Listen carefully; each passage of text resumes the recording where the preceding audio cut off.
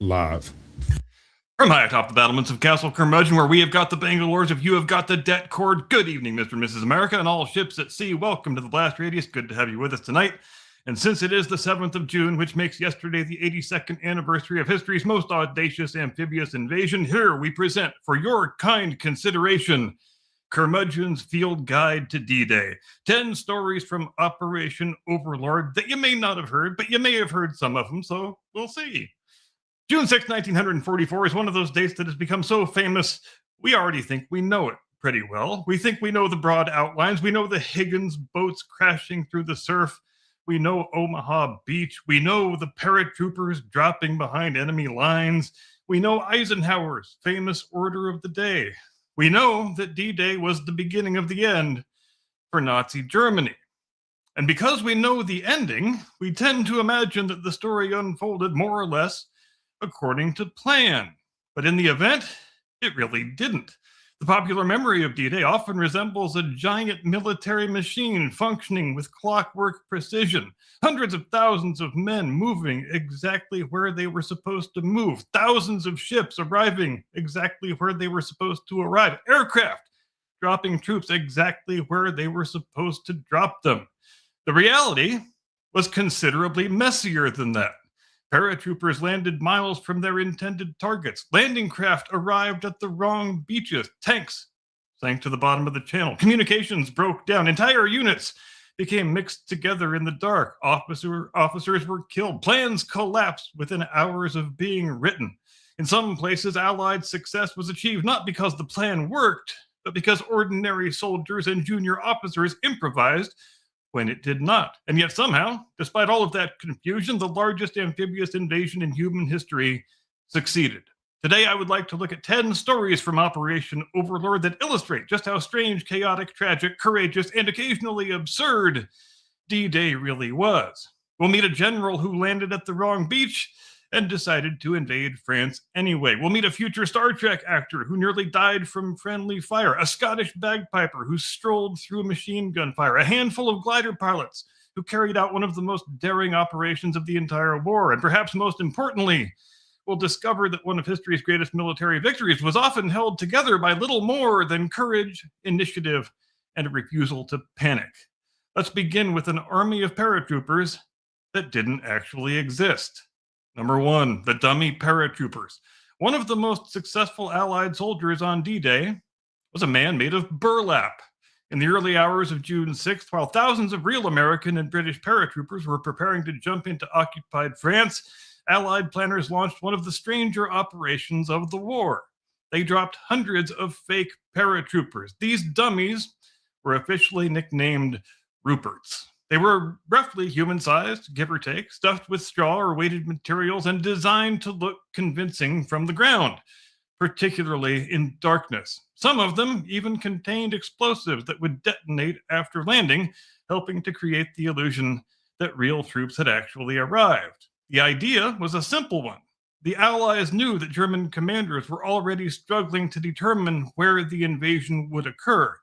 Their intelligence services had spent months being fed misleading information through elaborate deception campaigns. Even after Allied troops began landing in Normandy, many German commanders remained convinced that the real invasion would eventually come elsewhere.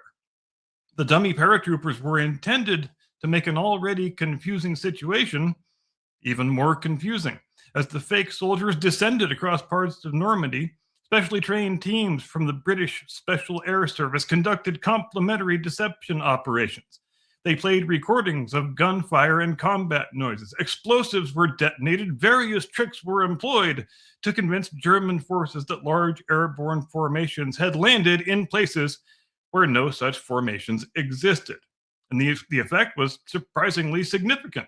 German units were dispatched to investigate reports of airborne landings that had, in fact, never happened. Troops that might otherwise have been sent toward genuine Allied objectives found themselves chasing ghosts through the Norman countryside.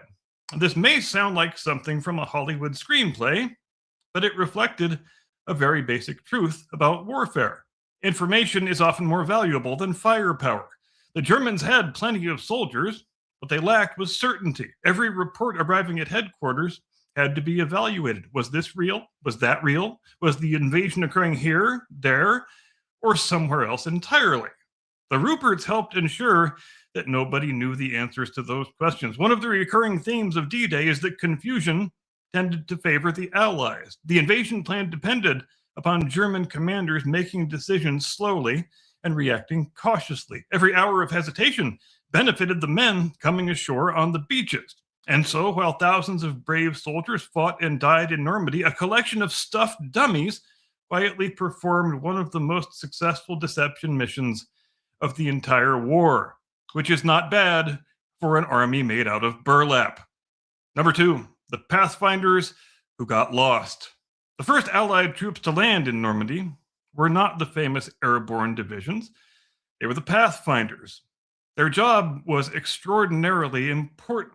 Before the main airborne assault arrived, small teams of specially trained paratroopers would jump into France, locate designated drop zones, and set up radio beacons and visual markers. The incoming transport aircraft would then use those signals to guide thousands of paratroopers toward their intended landing areas. In theory, it was an elegant system. In practice, Normandy was covered by darkness, low clouds, anti-aircraft fire, and pilots who were navigating under extraordinarily difficult conditions. The result, needless to say, was chaos. Many Pathfinder teams landed very far from where they were supposed to be. Some of them became lost almost immediately. Others found themselves isolated in enemy territory with only a vague idea of their actual location. Equipment was scattered, radio gear was lost, men spent precious minutes simply trying to determine where they had landed. Yet here is the remarkable part. Most of them continued the mission anyway. Small groups improvised. Some established navigation aids in locations that were merely close enough to the intended drop zones. Others marked whatever suitable terrain they could find. Individual soldiers displayed extraordinary initiative under circumstances that would have paralyzed less capable men.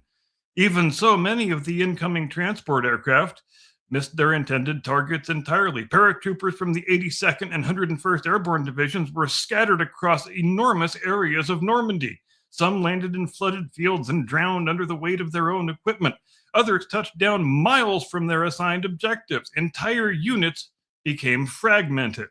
By conventional military standards, the airborne operation appeared to be a disaster. And yet the scattering produced unexpected advantages. German commanders struggled to determine where the main airborne landings had really occurred. Small groups of American paratroopers appeared seemingly everywhere. Road junctions were seized, bridges were attacked, communications were disrupted. Rumors spread rapidly through German headquarters. The Germans often assumed they were facing far larger forces than the ones that actually existed.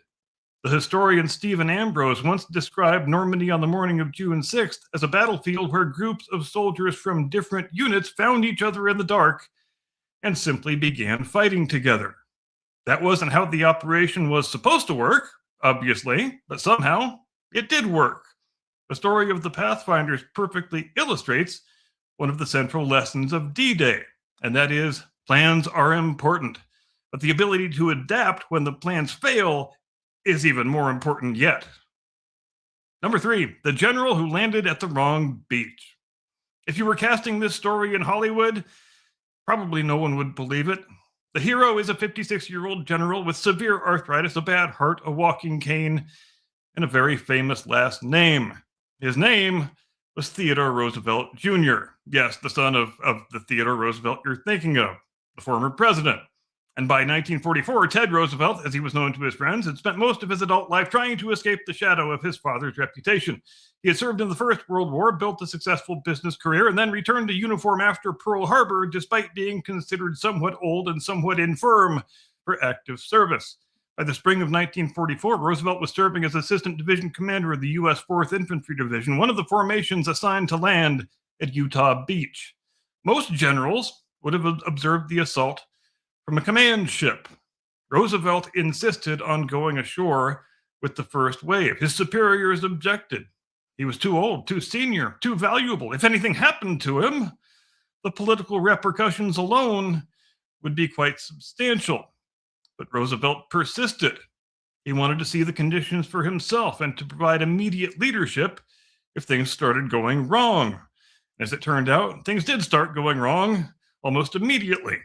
Strong currents and navigational difficulties pushed many of the landing craft off course. The troops of the 4th Infantry Division came ashore roughly a mile south of their intended landing area. That may not sound like very much, but in the middle of an amphibious invasion, it was a very big damn deal.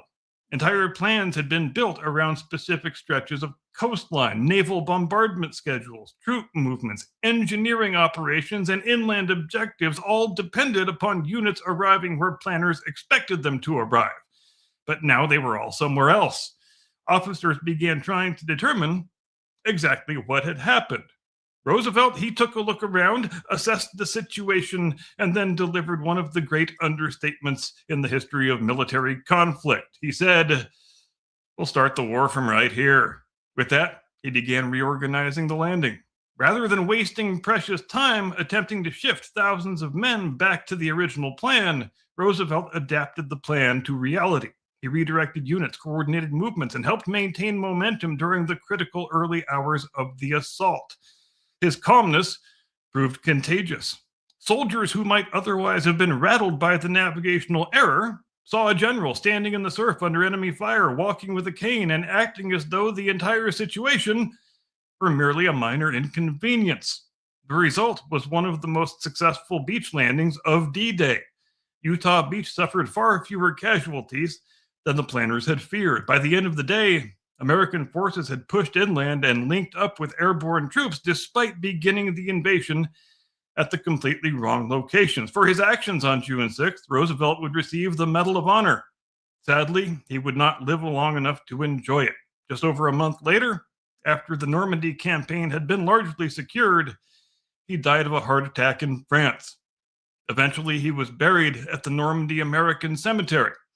Not far away rests another son of Theodore Roosevelt, Ted's younger brother Quentin, who was killed in aerial combat during the First World War. Father and son had both sought glory in warfare, but on D-Day, it was the son who demonstrated one of the most important truths of military leadership. When everything goes wrong, the most valuable words in the world may simply be, "All right, fine, we'll work with what we have." Number 4, the Rangers who climbed the cliffs for guns that were not there. Among the most iconic images of D-Day were the cliffs of Pointe du Hoc. Rising roughly 100 feet above the English Channel between Utah and Omaha beaches, the position appeared to be one of the most dangerous locations on the entire invasion front. Intelligence reports indicated that the Germans had emplaced 655 millimeter artillery pieces there. These guns posed a serious threat.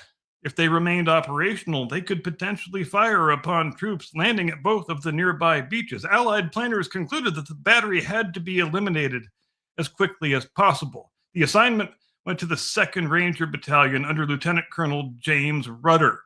Their mission bordered on the absurd.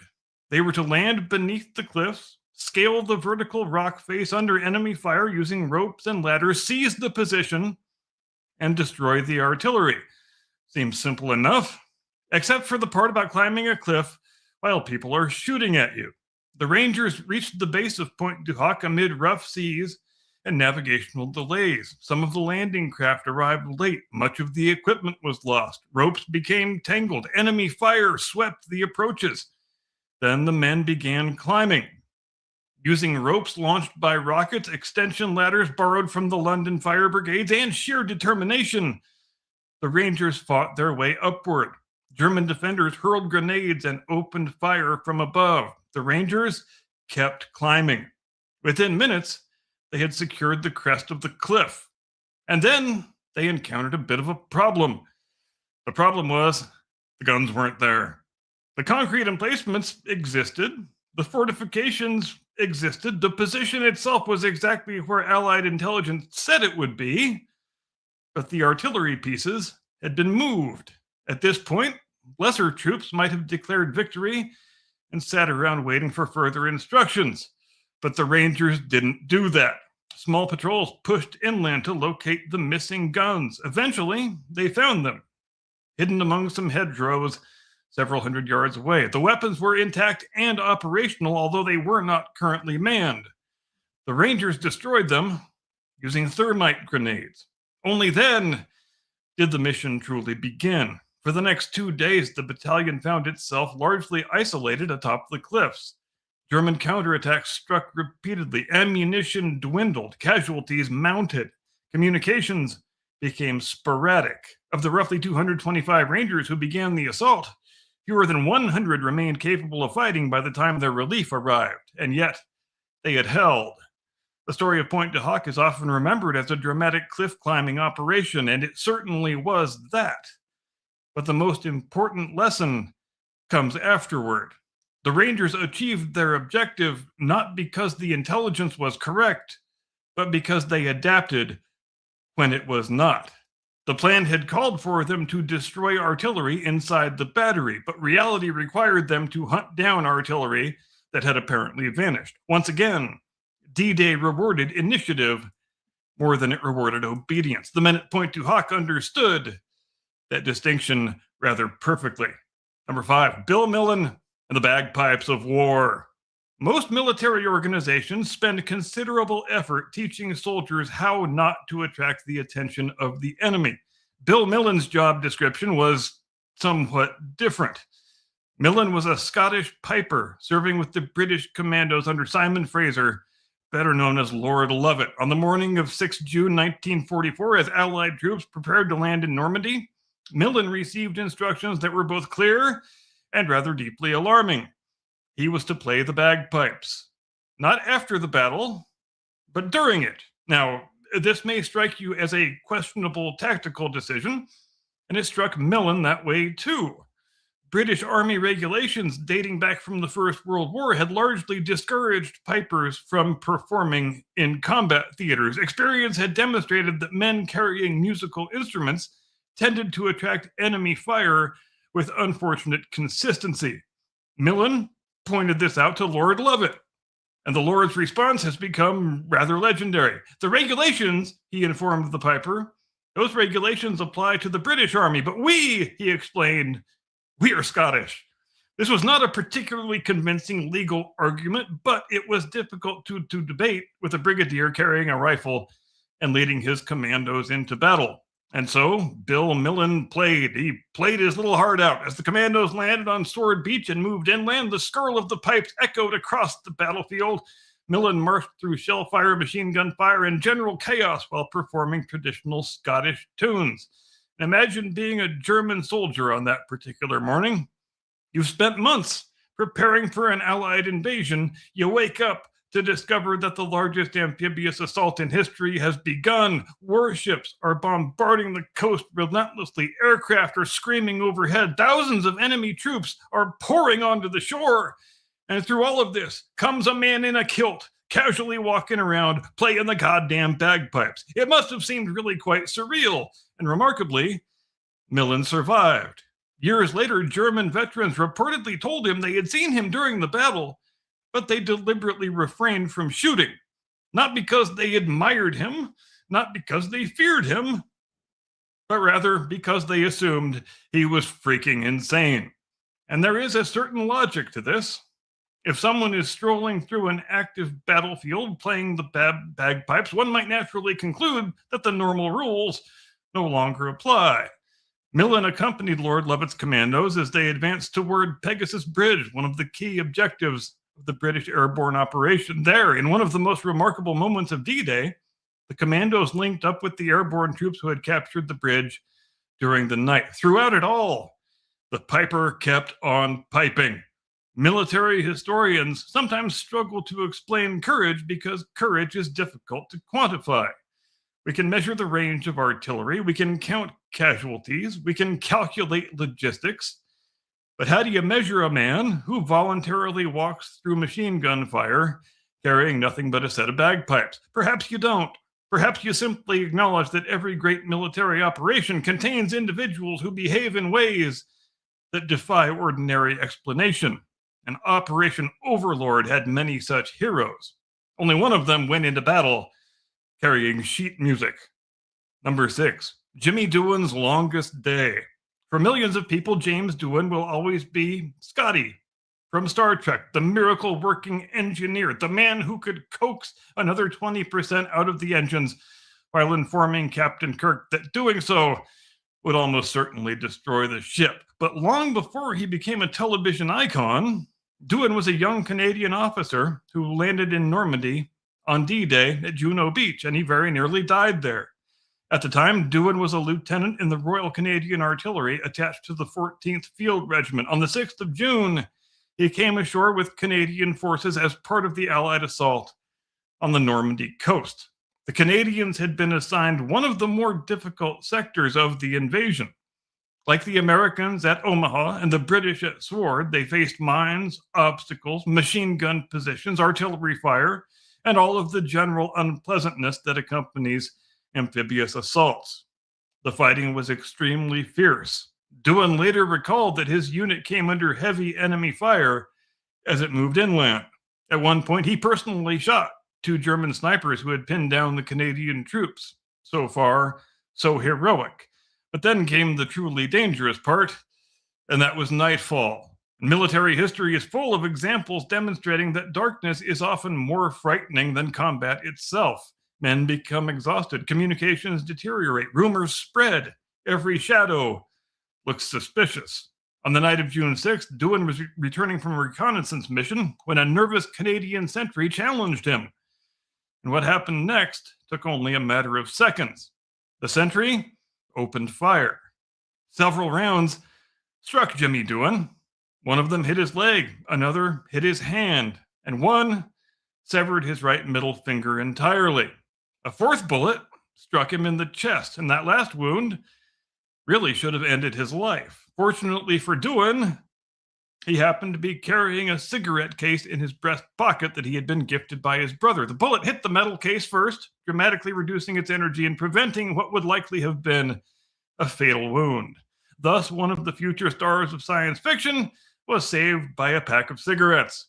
Doctors later removed the remains of the damaged finger, and throughout his acting career, Doohan generally concealed the missing digit from audiences by carefully positioning his right hand during filming. Most Star Trek fans never noticed. Indeed, many didn't learn about the injury until decades later. What makes Doohan's story particularly appropriate for a discussion of D-Day is that it perfectly illustrates the role of chance in warfare. Now think about the sequence of events here. He survived an amphibious assault.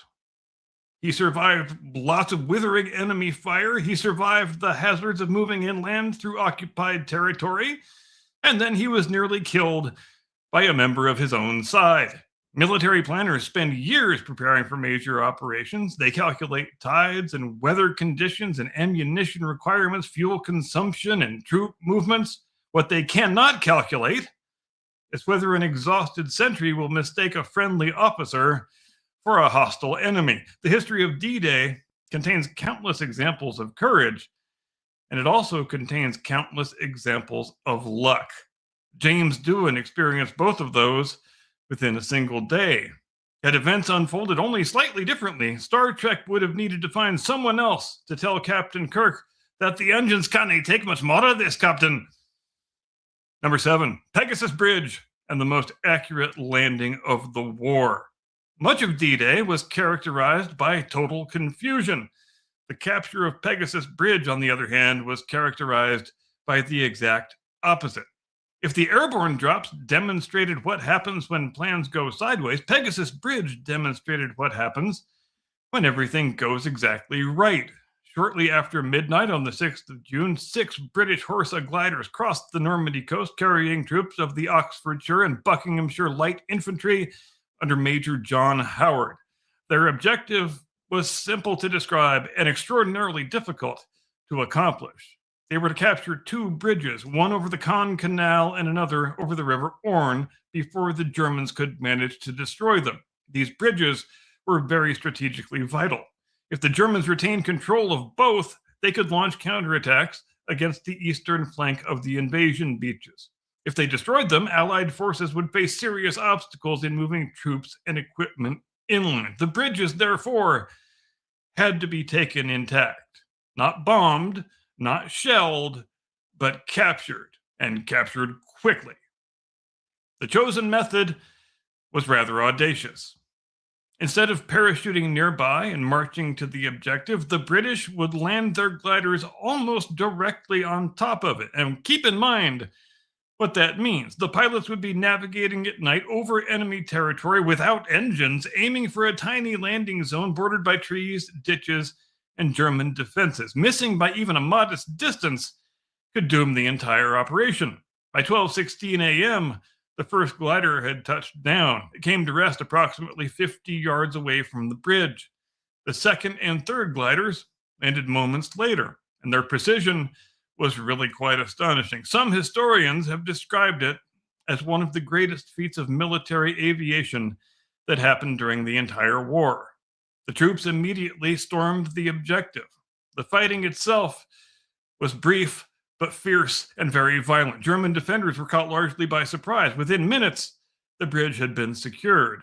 One of the first British soldiers killed on D-Day, Lieutenant Den Brotheridge, fell during that assault, but the operation had succeeded.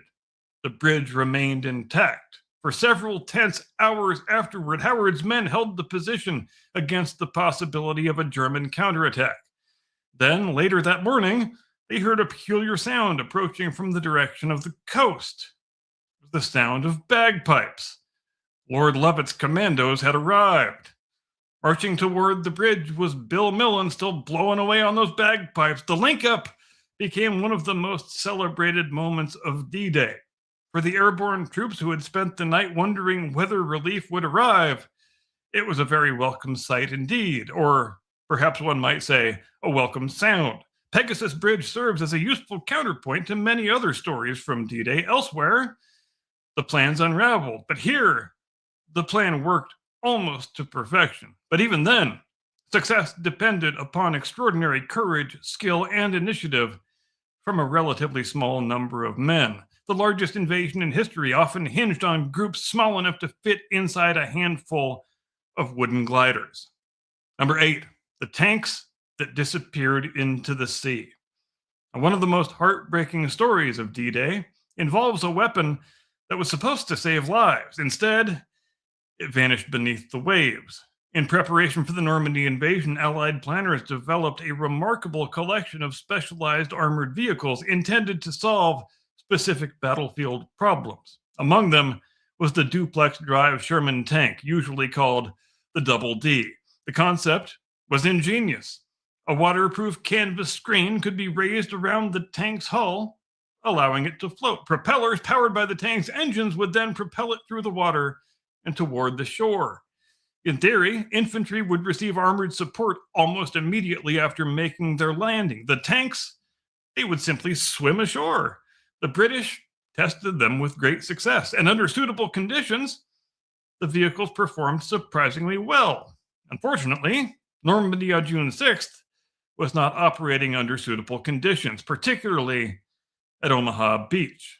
The sea was rougher than the planners had anticipated. Waves battered the landing craft carrying the tanks. Nonetheless, commanders proceeded with plans to launch many of the DD tanks well away from the shore, and the results were catastrophic. As the tanks entered the water, the rough seas overwhelmed them. Waves poured in over the canvas screens. Vehicles began taking on water. One after another, they sank to the bottom of the channel. Crews found themselves trapped inside rapidly flooding armored vehicles. Some of them escaped. Most did not. Of the 29 DD tanks launched by one battalion off Omaha Beach, only 2 of them successfully reached the shore under their own power. I say again, 2 of them. And the consequences were immediate. American infantry landing at Omaha had expected armored support. Instead, many came ashore facing German strongpoints with far fewer tanks than had been planned. To be clear, the sinking tanks did not cause the difficulty at Omaha Beach by themselves. Numerous factors contributed to the bloodshed that took place there, but they certainly did not help. It's impossible to know exactly how many lives might have been saved had more of the tanks survived the journey. What we do know is that many soldiers found themselves confronting German defenses without equipment that they had been depending on. The story is particularly poignant because the Double D tank was not a foolish idea at all. It was actually a quite clever one. In other sectors of the invasion where conditions were more favorable and launch distances shorter, the Double D tanks performed reasonably well. The concept worked. The sea simply had other plans on this day in this particular location. D-Day is often remembered as a contest between Allied and German forces. Sometimes, however, the most formidable opponent was nature itself. No German commander sank those tanks. The English Channel did. Number 9, the people who were being liberated. And we should always spare a thought for them, I think. When Americans think about D-Day, we naturally focus on the Allied soldiers, as well we should. The young men climbing down cargo nets into the landing craft, the paratroopers jumping into darkness, the Rangers scaling the cliffs, the infantry crossing beaches under heavy machine gun fire. And it is rightly so that we focus on those things, but there is another group of people whose experience of June 6th is often overlooked, and that is the French civilians. For them, D-Day was not something they watched, it was something that happened to them. By June of 1944, much of France had endured 4 years of German occupation. Food was scarce, freedom was even scarcer, the future was uncertain. Most French civilians desperately wished for liberation. But liberation arrived accompanied by one of the largest military operations in human history. The Allies could not invade Normandy without first attacking transportation networks, rail yards, bridges, roads, communication centers, and military positions throughout northern France. Heavy bombing campaigns were intended to isolate the battlefield and prevent German reinforcements from reaching the beaches. From a military standpoint, the logic was perfectly sound. From the standpoint of the people living underneath those bombs, matters looked rather different. Entire neighborhoods wound up being destroyed. Towns suffered devastating damage. Families who had already endured years of occupation suddenly found themselves caught between two enormous military forces. The city of Caen provides perhaps the most striking example. Allied planners had hoped to capture it on D-Day itself. Instead, it became the focal point of weeks of very intense fighting. Bombardment and urban combat caused extensive destruction while civilians sheltered in basements, churches, and improvised refuges. For many Normans, June 6th was terrifying. Imagine waking in the middle of the night to the sound of aircraft engines, then explosions, then artillery, then warships firing from offshore, then thousands of soldiers moving through your neighborhood. You know liberation may be finally at hand at long last. You also know your home may not survive the end of the day. This is not, obviously, an argument against D-Day. The Allied invasion was necessary. Nazi Germany was one of the most destructive regimes in human history. Liberation could not occur without military action. But necessity and tragedy are not mutually exclusive. One of the peculiar features of war is that people can be rescued and endangered simultaneously. The civilians of Normandy experienced exactly that. By the end of the campaign, thousands of French civilians had been killed and many more wounded. Entire communities had been transformed beyond recognition. Yet, when Allied troops finally secured the region, celebrations erupted. The Germans were gone. Freedom had returned. The cost had been a terrible one, but the occupation finally had ended.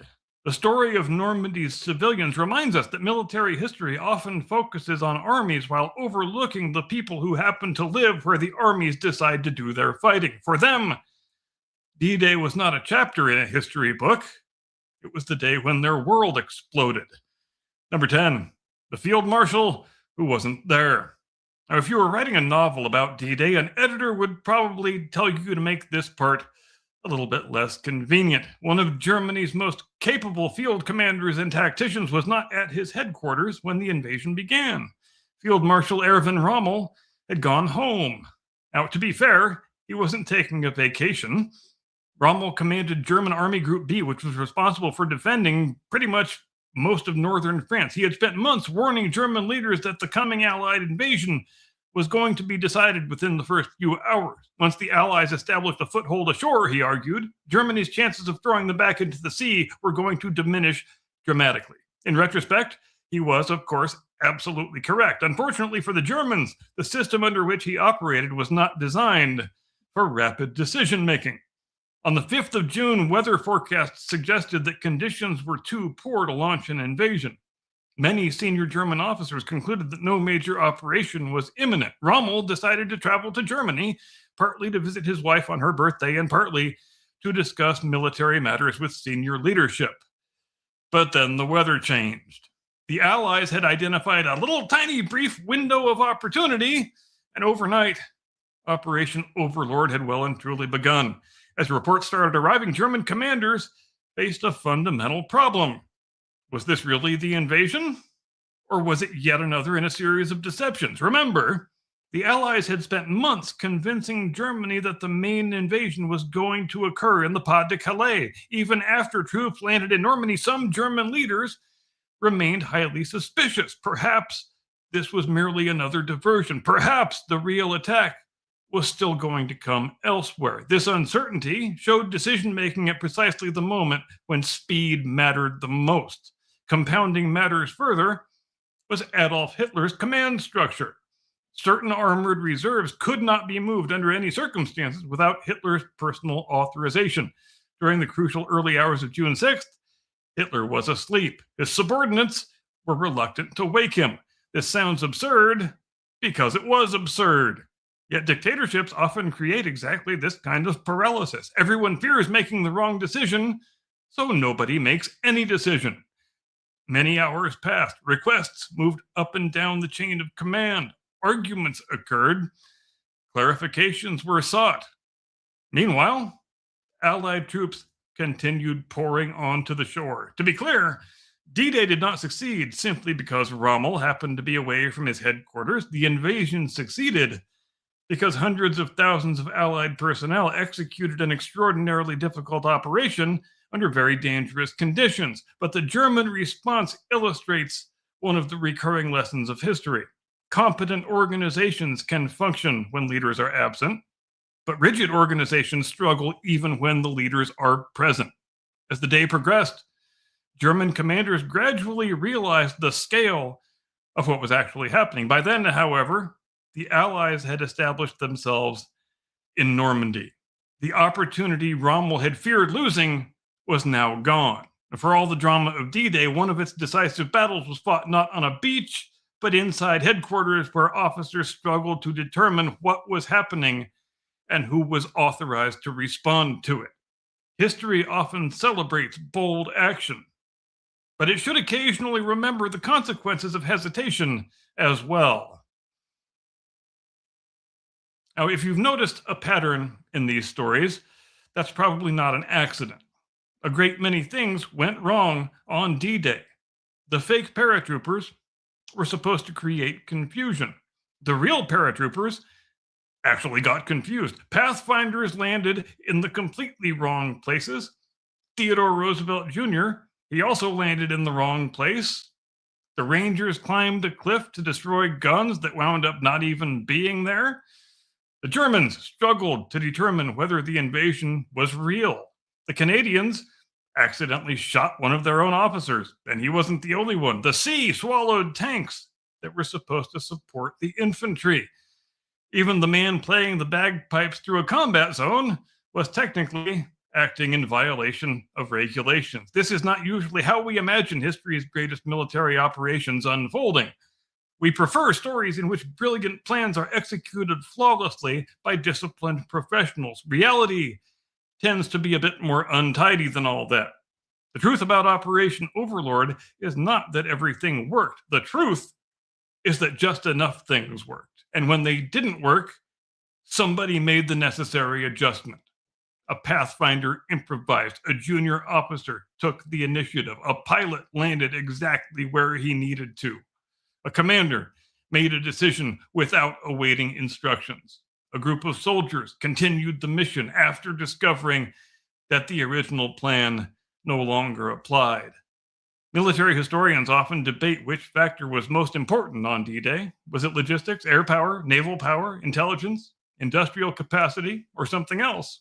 The answer, of course, is yes.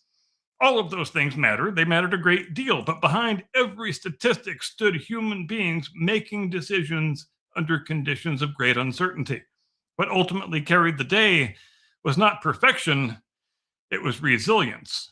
The ability of thousands of ordinary people to continue functioning when circumstances departed rather dramatically from the script. Perhaps that is why D-Day remains so compelling more than 8 decades on. Not because it demonstrates how carefully human beings can plan, but because it demonstrates how much they can accomplish after those plans begin falling apart. The beaches of Normandy have become, quite rightly, symbols of victory. They should also be remembered as monuments to adaptability. The largest amphibious invasion in history succeeded not because it was flawless, but because an extraordinary number of people refused to let its flaws become fatal. And that may be the most impressive achievement of them all. Here ends Curmudgeon's Field Guide to D-Day. Thank you, ladies and gentlemen, ever so much for your kind attention. And I now transmit you into the custody of my distinguished colleague, your illustrious co-host, the one and only, your friend and mine, Mr. Caucasian Sasquatch. Tactical nuke incoming!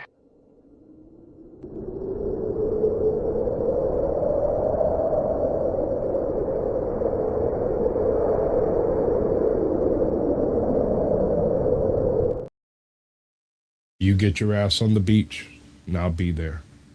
And I'll tell you what to do. There ain't anything in this plan that's going to go right. Colonel Paul R. Good, addressing the 175th Infantry Regiment, 29th Infantry Division, moments before the launch of D-Day. Wow. What a unit.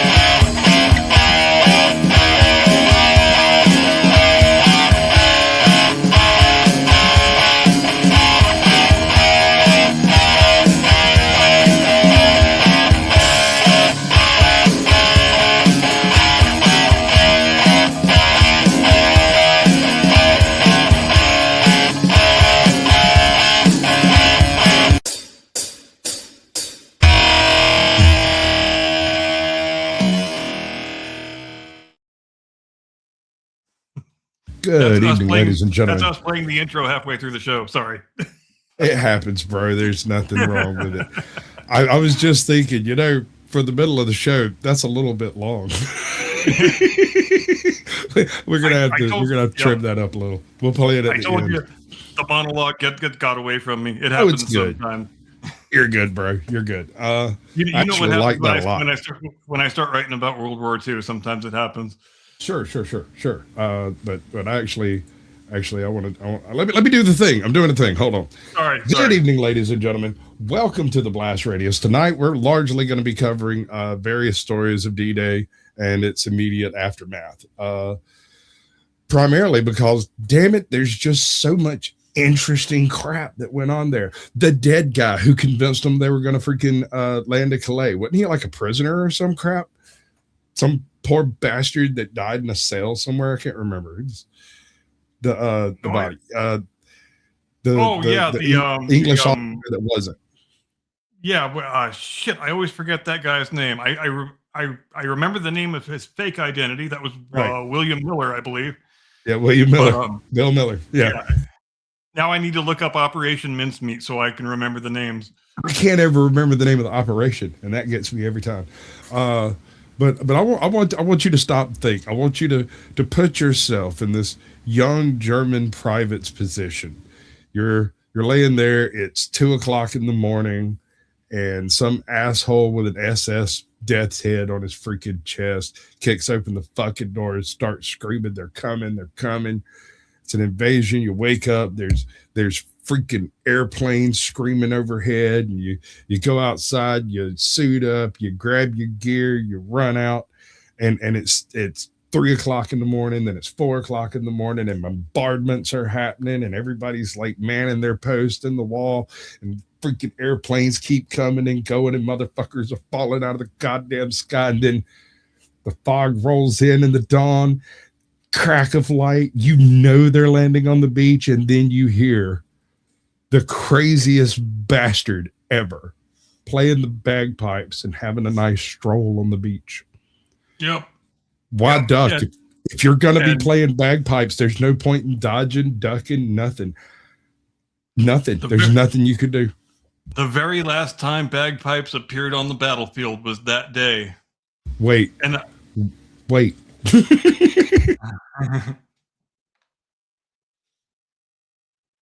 I think Lord Lovett got in a bit of trouble with his superiors over that, but it all worked out in the end, didn't it? Sure. But I want you to think of that guy who's peeping over the edge of the sandbags, looking down the beach, and the people have just come ashore. They're too far away for your Mauser, so your KAR won't quite handle it. So you're going to wait till they get part of the way up the beach, but you hear the fucking bagpipes playing in the distance, and you see this one crazy bastard in a kilt, and a fucking pom-pom on his goddamn head, and he's just wandering up to your goddamn location. Yeah. Casually, even. People who are only familiar with, modern day 20th century warfare and onward often don't understand how important music used to be on the battlefield. It used to be all about timing. Absolutely crucially important. And for the Scots, obviously, back when Scotland and England weren't the same thing, they didn't have a band, traditional band like the English would have had, like most European armies had. They just had pipers, and your piper told you everything. He told you where your unit was, where your flag was, what you were supposed to do next. It's just like bugle calls, as we're familiar with from our watching stories about the cavalry and the Indian Wars and everything. The bugle and the band were how you gave instructions to your men over the din of combat. And This is, and rather than being just some weird thing they decided to do it was actually the death rattle of that whole tradition that had gone on for hundreds and hundreds and hundreds of years. And in that sense, even though it didn't really have any utilitarian purpose on the battlefield that day, anybody who was around, who was actually in those units, they're going to say, yeah, you're damn right. I was braver seeing what that bagpipe guy was doing. Yeah. Right. Because I had a gun and he didn't. And look at what he's doing. Look how fearless he is. If he can be that fearless, I can be fearless too.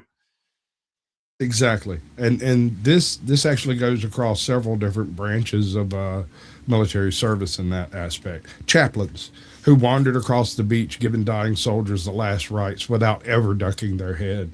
Corpsmen who wandered around treating those very same injuries as they were occurring.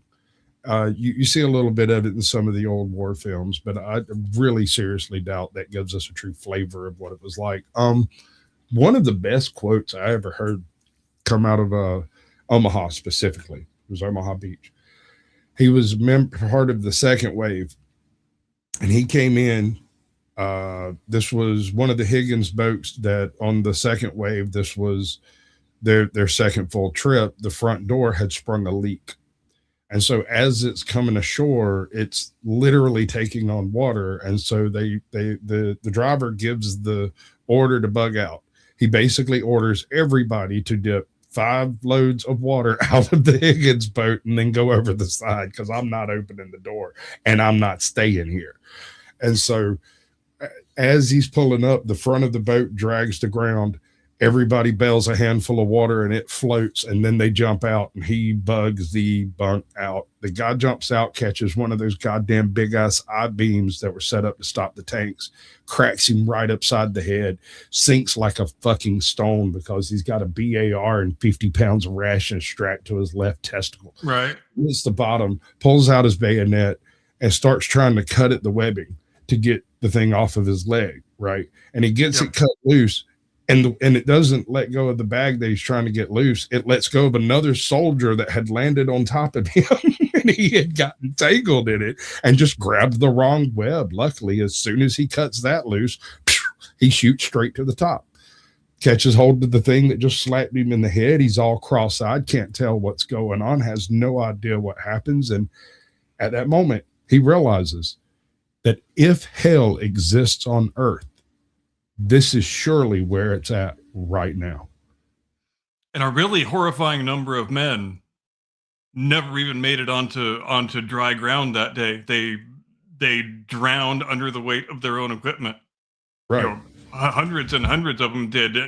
Not just the ones in the tanks, but the ones whose Higgins boat didn't make it all the way to shore. And I'm glad you brought up the Higgins boats and the landing craft, because we oftentimes don't think of the men who were manning those vehicles, because they were exposed. You kind of have to expose yourself to enemy fire in order to drive that thing where you're wanting it to go. And they didn't just have to do that once. They had to go back over and over and over and over again. You know, the infantryman only had to do it one time. The guy driving the Higgins boat, maybe a dozen times and a dozen more times the next day. And they often do not get enough credit for their heroism. That's true. Let's get back to the bagpiper and check this out. Have you heard of the Mad Piper of D-Day? Bill Millen, a Scottish soldier, stormed the beaches of Normandy, armed not with a rifle, but with bagpipes. Defying orders to avoid drawing attention, he played traditional Scottish tunes amidst the chaos. Amazingly, German snipers admitted later they spared him, thinking he'd gone mad. His bravery became legendary. Teddy Roosevelt. So, yeah, dude, if I see your monkey ass wandering across a nice beach walk, you know, it would have been interesting for him and Theodore Jr. to have wandered down the same beach, right? Just to see some old codger and some bagpipe pass each other on the way by. But they were going up the beach. You know what's interesting about the Ted Roosevelt story is that he and his father are, I think they're one of only 2 father and son recipients of the Medal of Honor. But you know what sets them apart is they both died not knowing they had won the award. Right? That's kind of fucked up. President Theodore Roosevelt didn't get the Medal of Honor until I think he didn't get it until the 90s, because Congress decided he should get it for his heroism at San Juan Hill. Yeah. And Ted Roosevelt, it was a month after his death that they said, yeah, that guy really did some badass stuff on that day, and he probably deserves the award too. So yeah, father and son Medal of Honor winners both didn't know they won it. His quote encapsulate what won the war, because that exact circumstance replayed itself over 10 million times that morning. I had like 250,000 freaking airborne troops ended up in the wrong places. Nobody was where they were supposed to be, but because there had been just enough cross training of different plans, they knew just enough of what their neighbors were supposed to be doing that they were like, all right, if we're not here, then we've got to be somewhere over here. And if that's the case, then somebody has to go take this hard point. Somebody's got to go take out those guns, and somebody's got to take this crossroads. And there's a bridge over here that's going to need some support. And these 5 guys that landed in the same ditch look at each other and go, okay, Cap, you're the highest ranking person here. Which one do we do first? His quote encapsulates the whole victory. Yeah, because we can sit around and cry that things aren't going to plan, or we can play the board that is before us. And so we will start the war from right here. And that's, it's one of the greatest quotes in all of warfare, I think. True. Absolutely true. I think "Ain't That a Bitch" is another one. Yeah. Right? Also and nuts. That was also nuts. One of my favorites of all times. Shout out to General McAuliffe. I want to know how many people that he had carried his balls around for that shit, because dude was literally surrounded by the Third Reich, had the only defensible position in 50 fucking miles on this road, and the one position that the Germans absolutely had to take to make any progress back towards Calais. And they surround him, outnumbered 800-1. They send in a guy and they're like, hey, you can leave here and save face. Just surrender.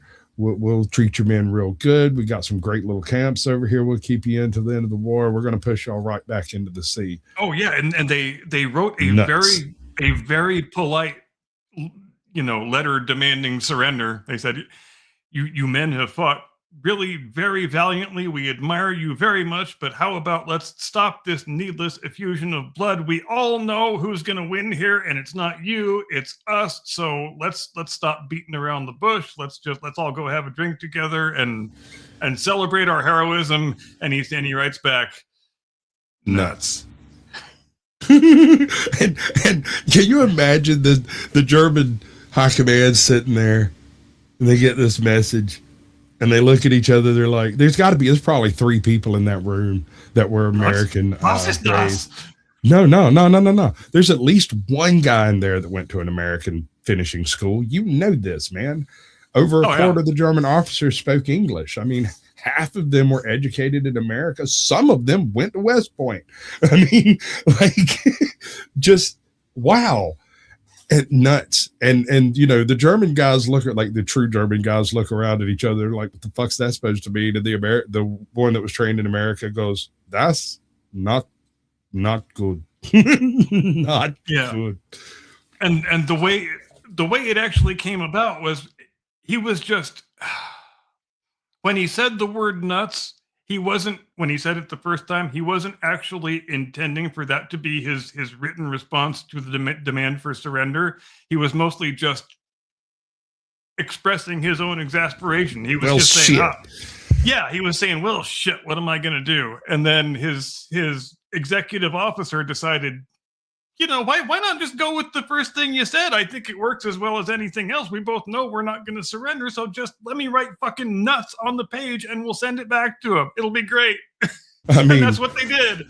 And this is what I call trolling under pressure.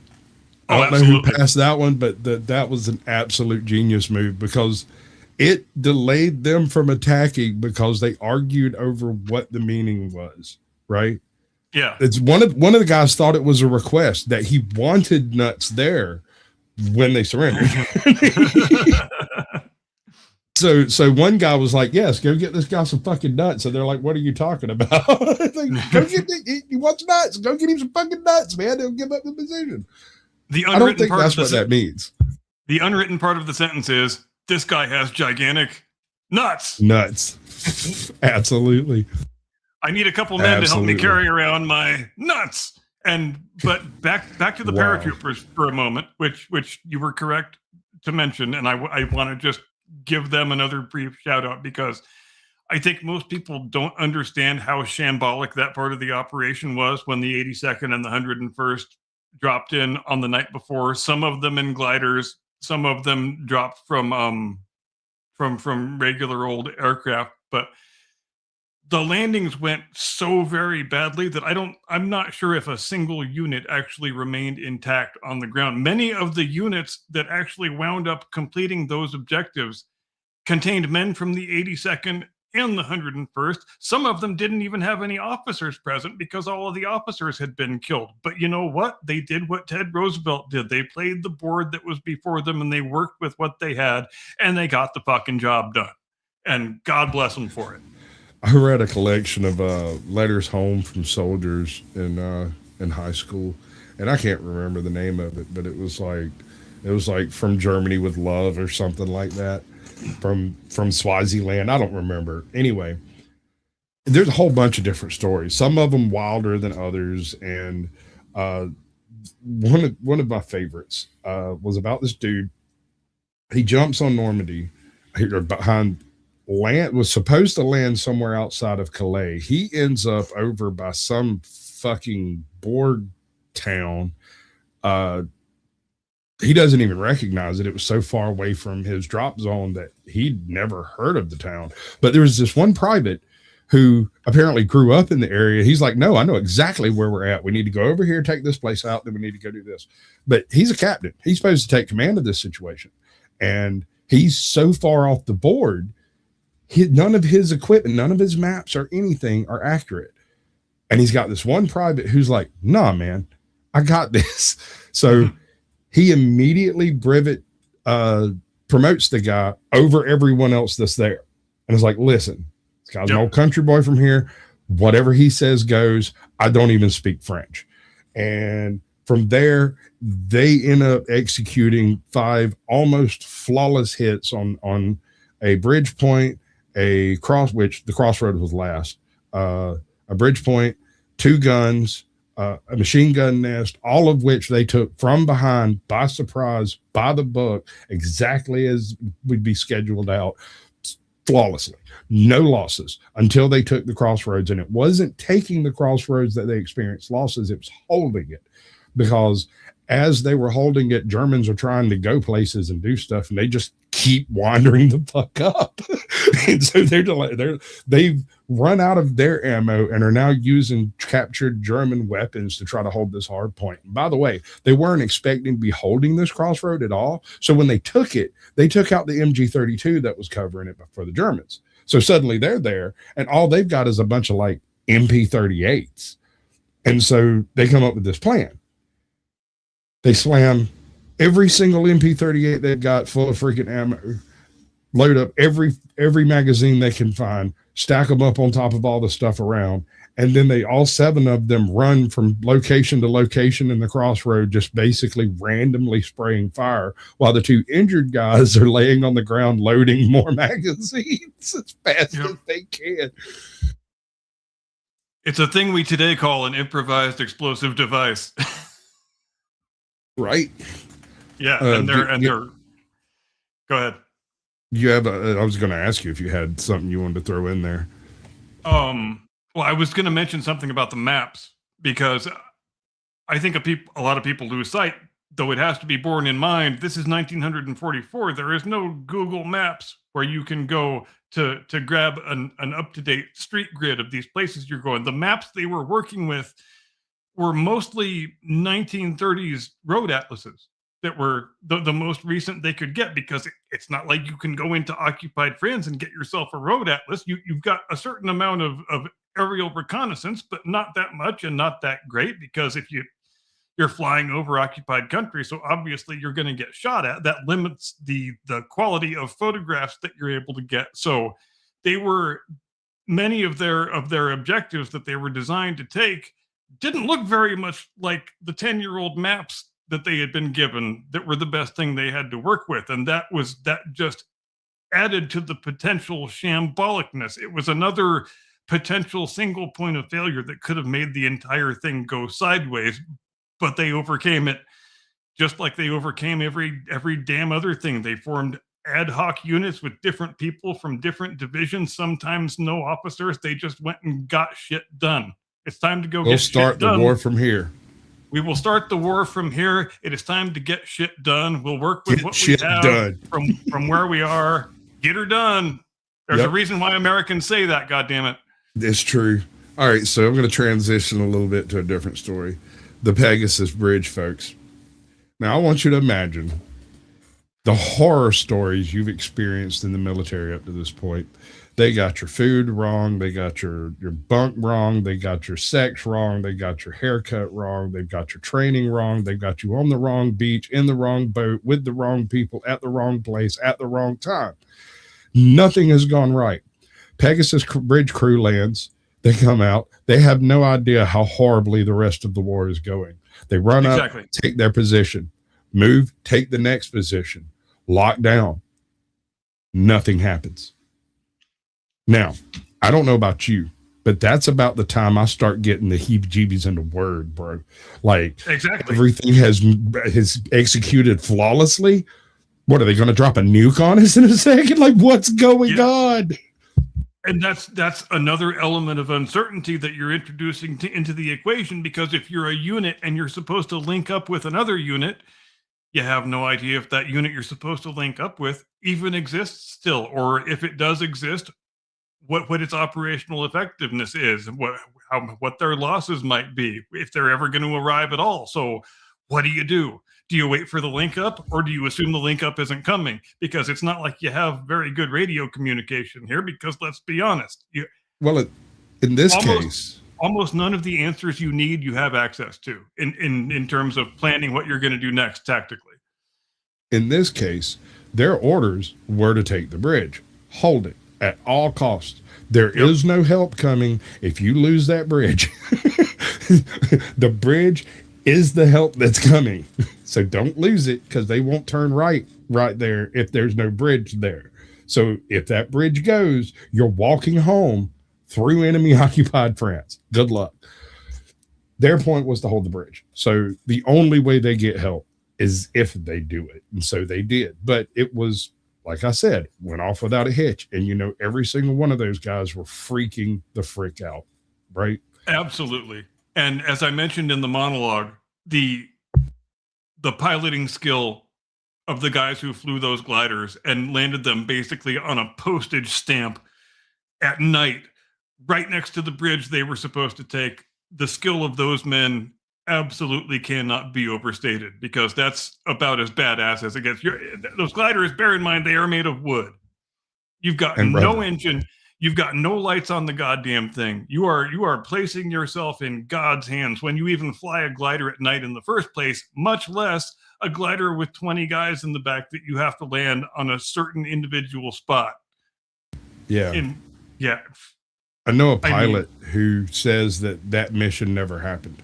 That's bullshit.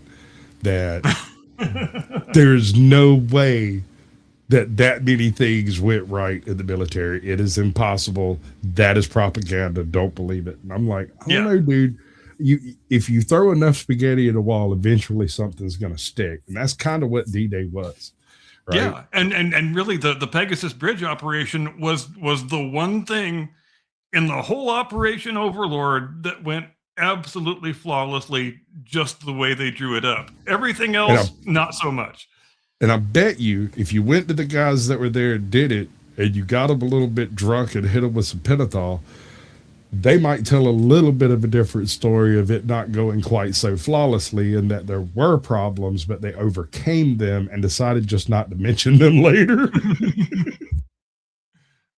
But it was probably stuff like, my whistle didn't work, his flashlight was broken, that guy didn't have the right ammo. I had a bunch of potatoes instead of MREs. I don't know how that happened. Oh, and I wanted to mention also, are you done talking about the current thing? Can I shift a little bit? Go ahead. Transition. Okay. I wanted to mention also that I have to hold up my hand and say, yes, I am one of the people who never realized for many years that Jimmy Doohan was missing his right middle finger. But, and I don't even remember where I read it, but once you know about it on D-Day and start looking for it, you can never unsee it, because you're always looking for that missing finger. Every time you watch Star Trek, it's like a curse. Yep. So since you transitioned that way, let's do the thing, because I went and found a thing. Nice. Well, probably says exactly the same thing you just said. Doing on D-Day. Famed Star Trek actor James Doohan, aka Scotty, was shot 6 times during World War II. How did this happen? After leading his men through a minefield on Juno Beach and personally taking out 2 German snipers in the process, Doohan took 4 rounds in one of his legs, 1 in his hand, which ultimately resulted in him losing his middle finger, and 1 in his chest. The shot to the chest likely would have been fatal, except that he had a silver cigarette case there that deflected the bullet. He would later give up smoking, but at least he could say that being a smoker actually saved his life. Funny enough, the shots he took were not fired by the enemy, but rather by an overzealous Canadian gunman. After Doohan's unit was secured in their position for the night, he was crossing between command posts when a Canadian gunman spotted him and opened fire. Doohan originally joined the Canadian Forces at the age of 19, eventually being commissioned a lieutenant in the Royal Canadian Artillery. D-Day was the first and last action that he saw in the war. After recovering from his injuries, he became a pilot in the Canadian Air Force, but never flew in combat. Despite this, he was once called the craziest pilot in the Canadian Air Force when he flew a plane through 2 telegraph poles after slaloming down a mountainside just to prove it could be done. And he wasn't even in the Air Force. I mean, he had enough power this time. he was an Army guy joyriding in an Air Force plane and just wanted to prove that all the actual Air Force pilots were pussies. Watch, I'll fly between those 2 phone poles. My balls are bigger than yours.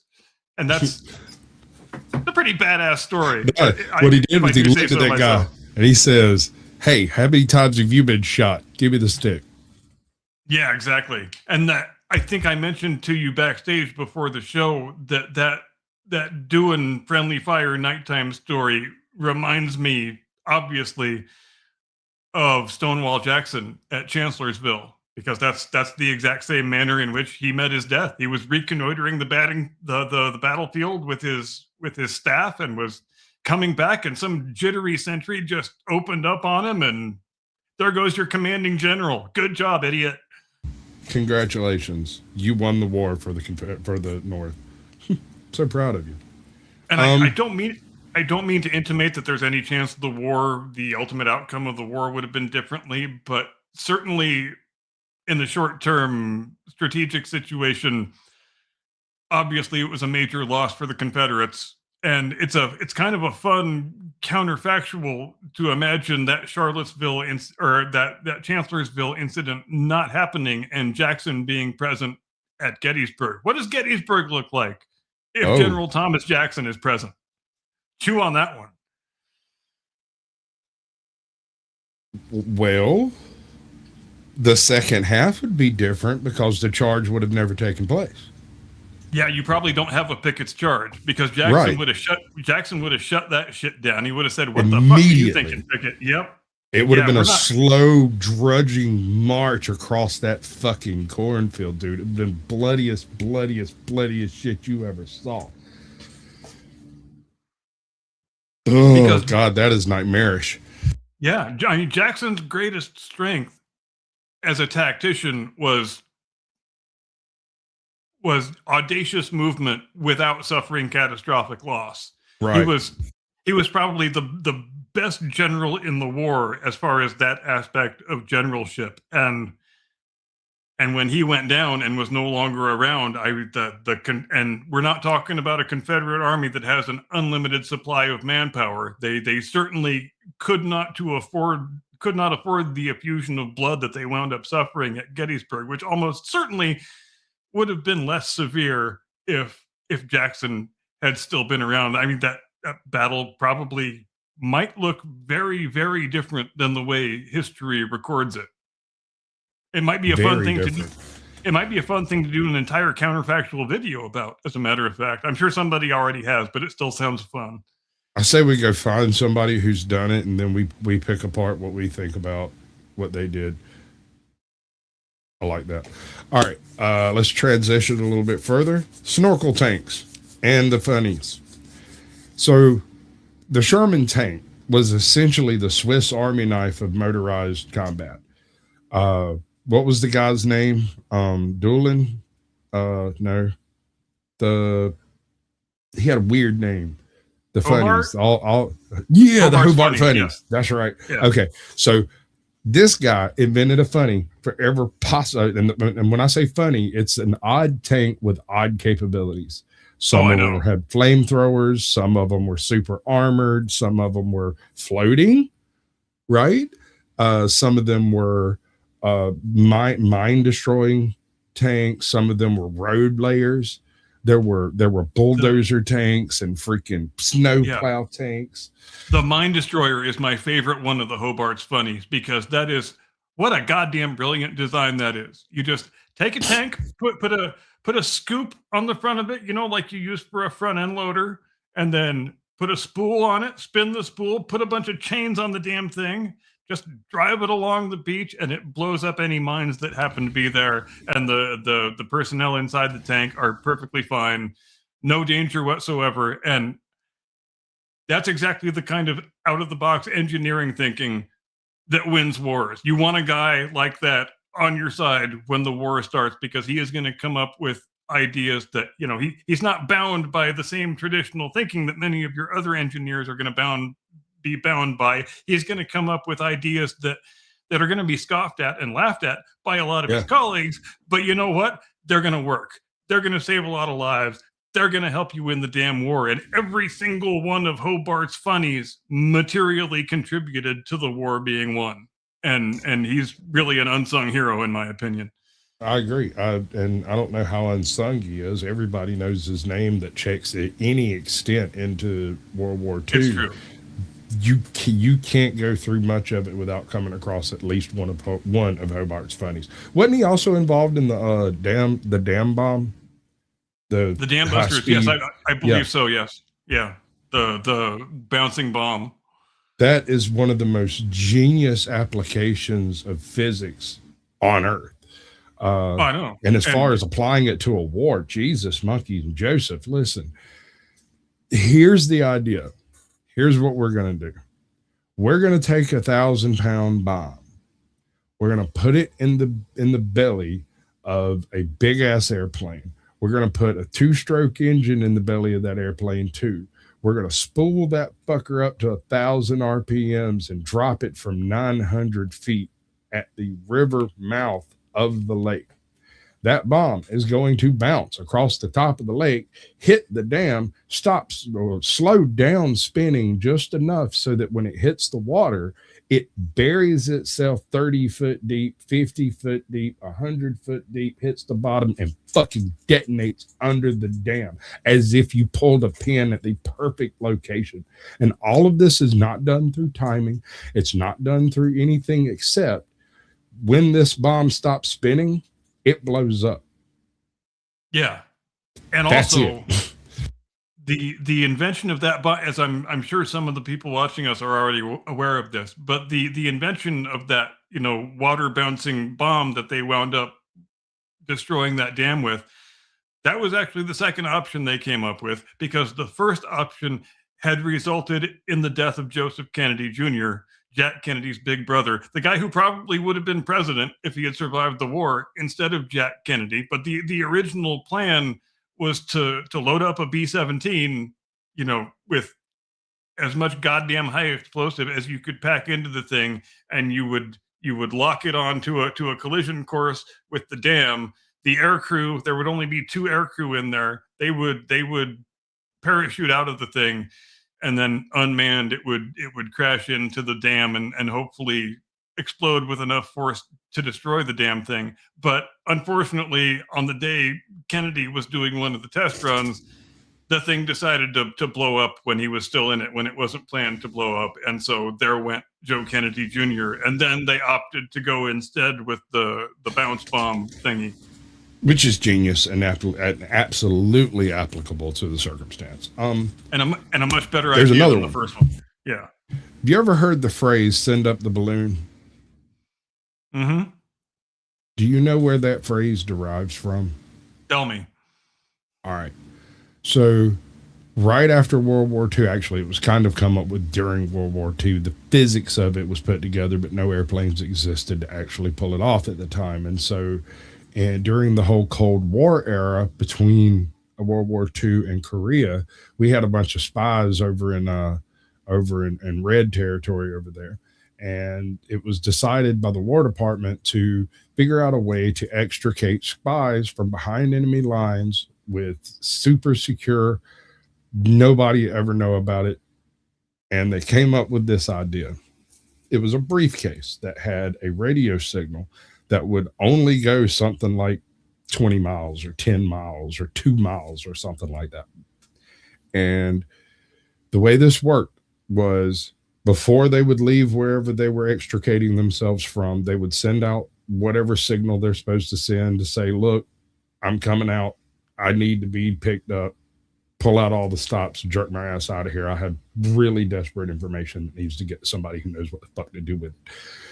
He would then carry his briefcase out to a location that was somewhat predetermined. There'd be a dozen of them in the area, and you'd go choose the safest one at that time.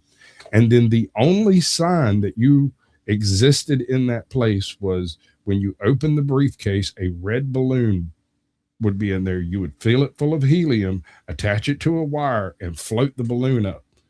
And you'd run it up 200, 300 feet.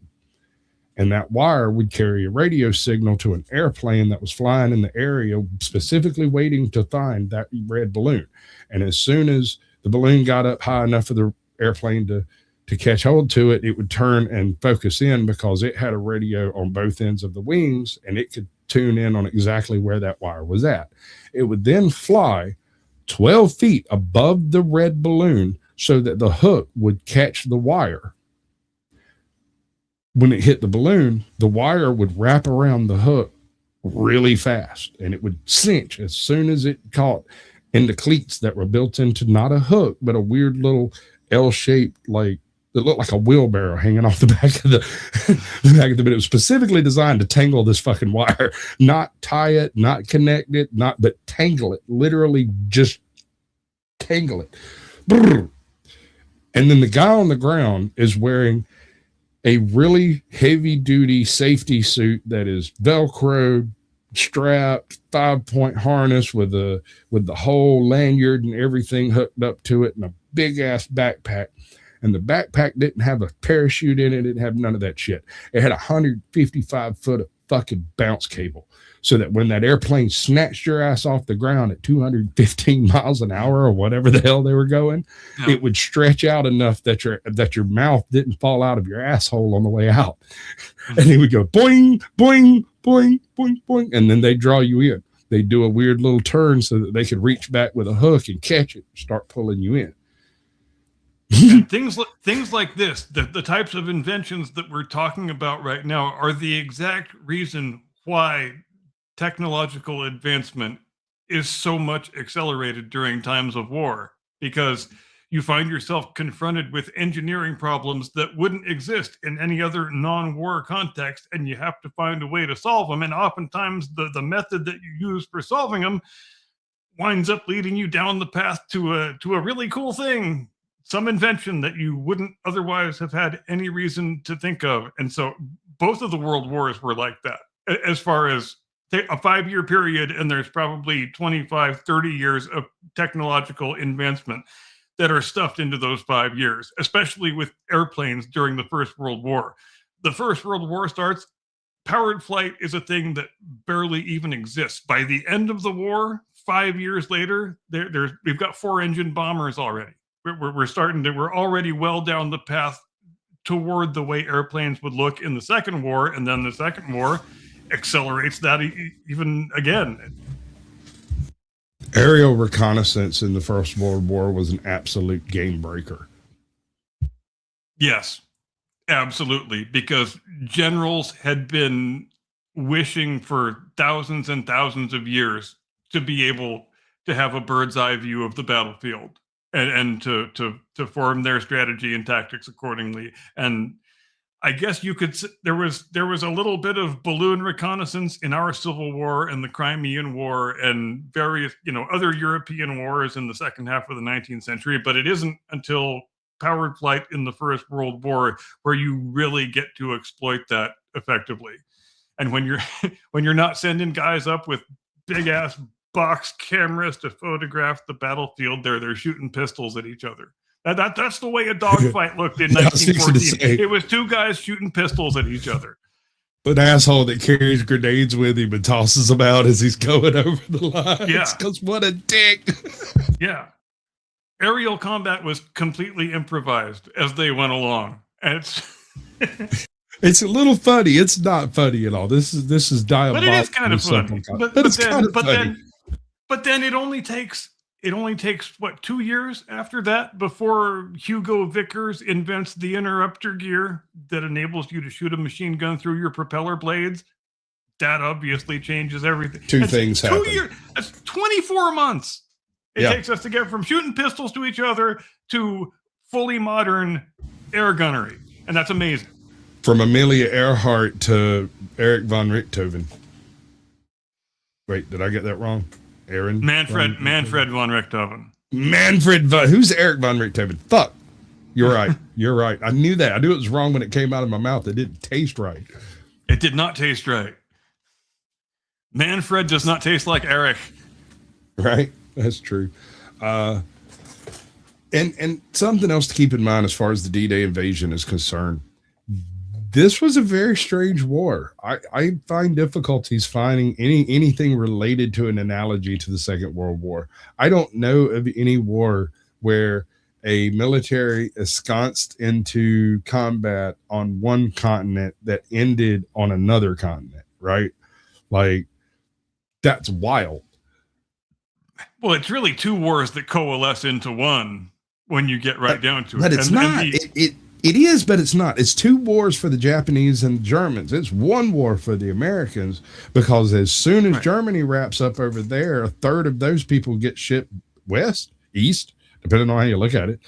And a lot of the know-how and experience of war fighting came directly from the unfortunate soldiers that were shipped into both fronts. But then what's weird is, even though there's a whole bunch of hardened men over there, wasn't it Bastogne that served on both fronts and got a Medal of Honor and almost got two? Because no, Basilone. Yes. Either side of that, he could have gotten the Medal of Honor, but they waited until he did something like really bad. Like, he'd already done some serious shit. Yeah. And then he does everything he does and randomly just catches one in the head one day while he's on patrol and he's fucking dead. And that is war. And that is war. Yeah. You never know when your number is going to get called. Which is why there's no, and this is something my pops told me. He served in Vietnam.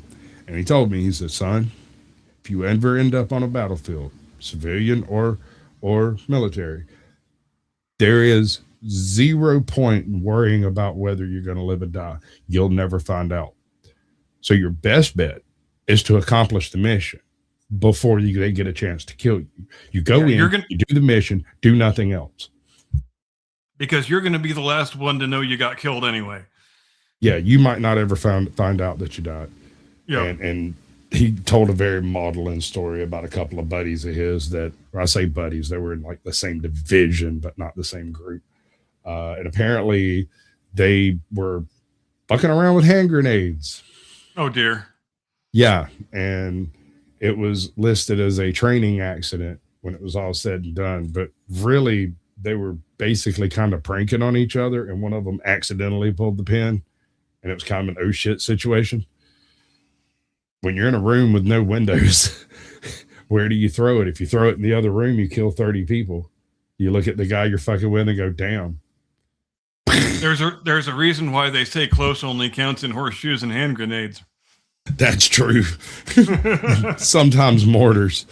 But I know we got to do the thing, but I just wanted to mention quickly that in terms of the two wars that coalesced into the one war to make the Second World War, for us, the really remarkable thing is that there was so little commonality between the European War and the Asian Pacific War. So, to the extent that a lot of people, a lot of really good people who helped us win the European War wanted to go help fight the Asian Pacific War, but there was nothing for him to do because the experience they had gained in Europe, none of it was applicable to the war that we were fighting in the islands of the Pacific and the Philippines and everywhere else. George Patton is the most obvious example. He just wanted to go fight some motherfuckers. They wouldn't let him. Yeah. There's Could you nothing for imagine Patton and MacArthur in the same room? Yeah, there's nothing for you to do over there, Georgie. There's no big rolling European plains where you can drive your tanks and push the enemy. It's just not that kind of war. There's really nothing for you to do over there. I'm afraid you're going to have to be the military governor of Bavaria. So good luck. Good luck.